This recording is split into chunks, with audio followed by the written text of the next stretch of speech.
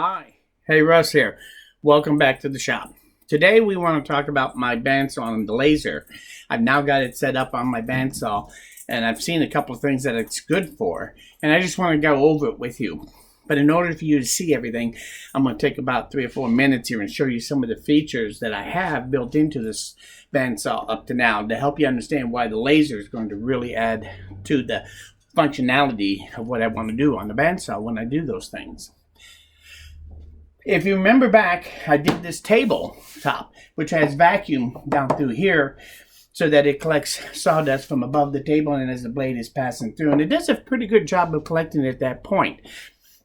You have to go back and watch that video to see how I made this. But one of the things I did when I made it was I put a miter slot here and here because I use my miter gauge with the fence system that has these 2 screws that I can loosen to slide my fence back and forth, and I use this both for my fence and for doing cross cuts.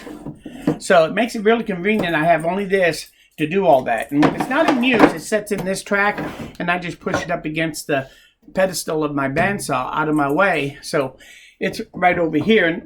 And this is still plenty of room to use this under most circumstances. So it just sits there out of the way. Now, I do have a minor problem here. Also, if you notice, it looks a little dark here. But if you look up here, this is why. I have the door shut because I wanted to do this. And so that makes it a little darker. But that light right there, it doesn't work. And that's the last of my 4-footers that I have in the shop. I've put... I changed out all my others, and I did a video about what I did. They're all using single fixtures with a CFL in there, and it lights up my shop just fine. When I switched over to these from those 4-footers, big difference, a lot of light. But this corner is a little bit gray. But if I'm doing some really detailed work on the saw, the other thing I do, and I just wanted to show you real quick, is I have a couple of magnetic flashlights. Harbor Freight, yes. Freebie. $3, I think. Anyway, and they can go anywhere on here out of the way. And if I need to light this area up to really be able to see my cutting detail, I can take one of these and just clip it right here, and I get pretty good light here. Now, I do have this shadow from this light, so to counteract that, I just use the second one, and I set it to this light, and put it on here, and now I get a lot of light right here where I'm cutting, and this is more than adequate for my light. And the only reason I bring this up is that now that I'm using a laser, I can still use my laser even when the lights are on. So this is going to work out pretty good overall. I can use this with or without the lasers. So now that we know where we mounted it, and it just slides into a little pocket here, it's magnetic, and I push it down all the way, and now I can adjust it this way. It's set to be directly over in line with my blade, so when I turn it on and I turn it over, I can line that up perfectly on my line, and if I get it just right, and I don't think you can see it, but I actually can see a dark line with light on both sides of it where it's shadowing from the blade here. So I know I'm pretty much set center. So I can set this up pretty easily and pretty quickly to give me a good cut line. Now, with all this in mind, you have to remember one thing about bandsaw blades, and what's going to make this very nice to use is because all bandsaw blades will have some sort of drift on them. That it's very rare that you will have a blade that will be exactly 90-degree cut. Most of them you have to tip to one side or the other because of the drift in the blade. Just the way it is with bandsaw blades. So, and as you wear those blades and as you use more, I use a 1/2-inch blade most of the time, so if I'm turning a little too sharp, it really can affect the drift later on in the blade if you really push hard on that to the limit. So, blade drift on your bandsaw is something that you always have to make sure you're compensating for. This thing is going to be great for doing that. So let's take a quick look at what we want to do here now. Is I have this piece of wood here. Let's give it a little light so I can see my line. that I drew. This is a nice straight edge here I cut on the table saw, so I know it's flat, and I have a line on my board right here, a straight line. So what I want to do, and you're going to have to look over my shoulder, but if I get in your way, sorry about that. But what we're going to do is cut halfway in and hold this thing till it pretty much lines up and it stays in place. And we're going to cut this in place till we have defined what our blade drift will be, this line compared to going through here, so when you go through straight. So let's do this cut and then stop it when we get there. So I take this, and now I'm on my line.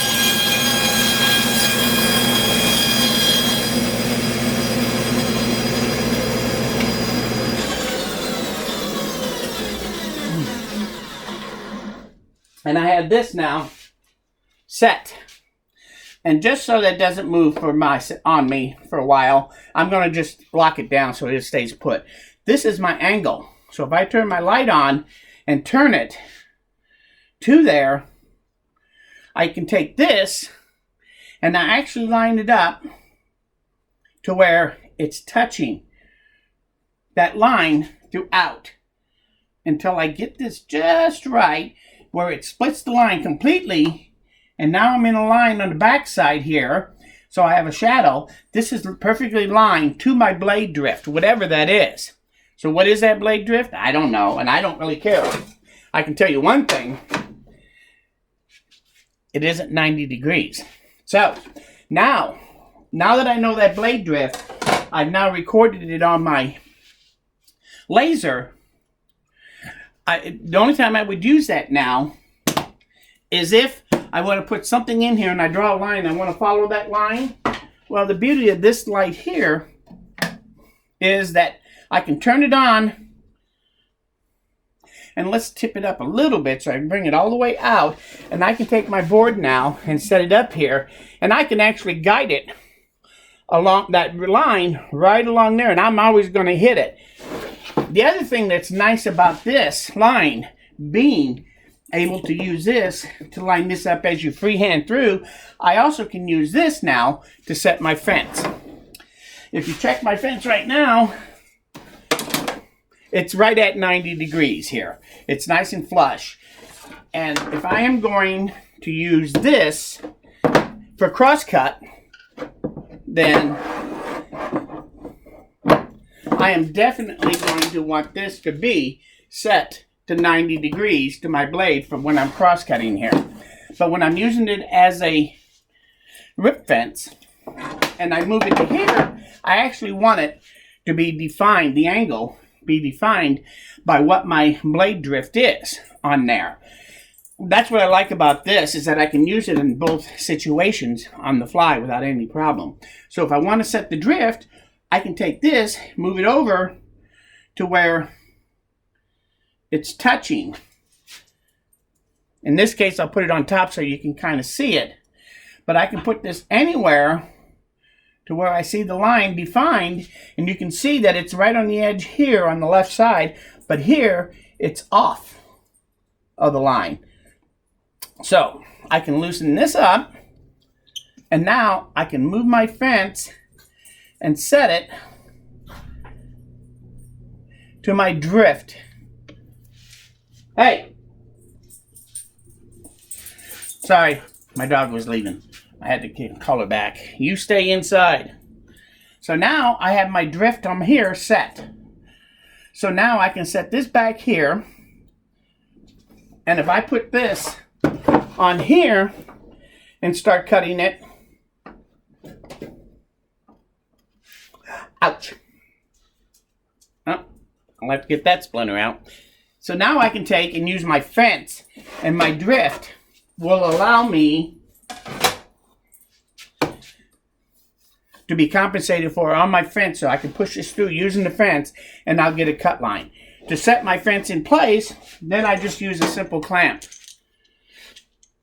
Once I set it where I want to cut it, and then I can set this right on there, and I center it right on the center post here.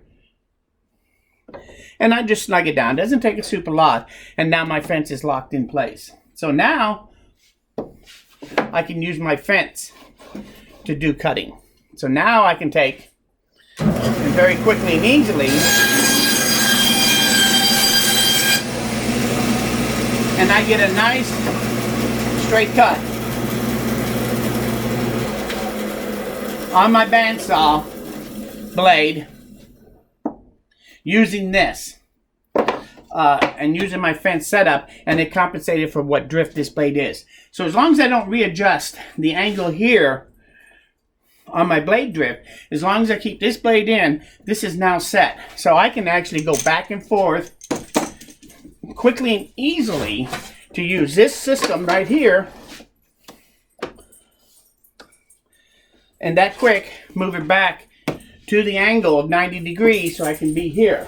If I need to,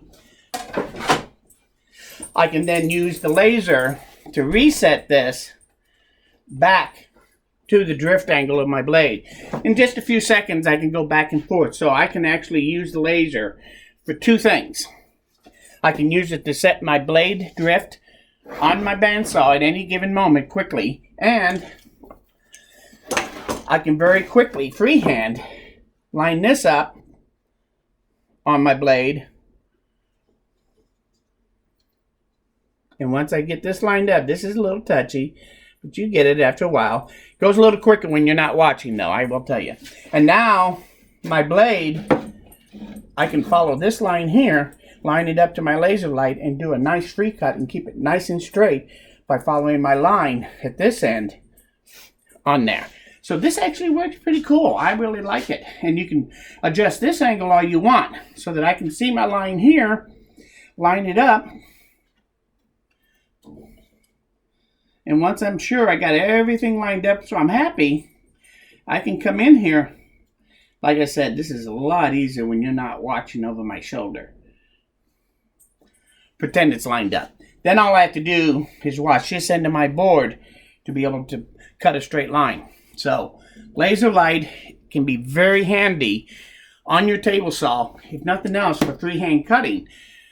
Your blade drift, you'll be able to track that a little easier with this. And if you really want, you have an adjustable fence for blade drift on your rip fence.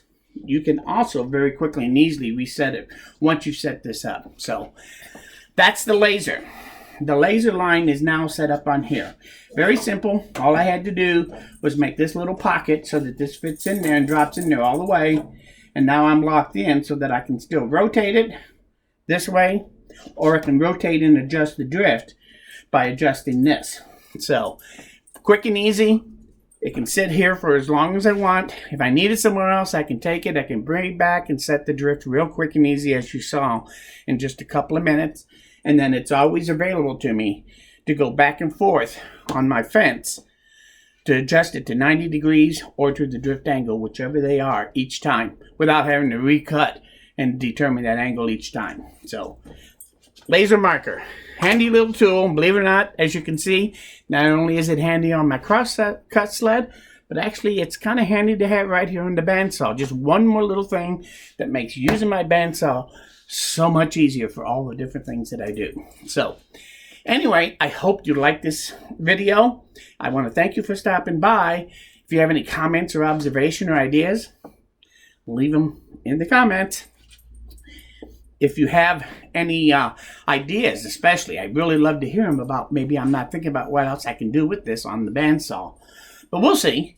Anyway, if you like this video or if you learned something here, hit that like button. I need all the help I can get.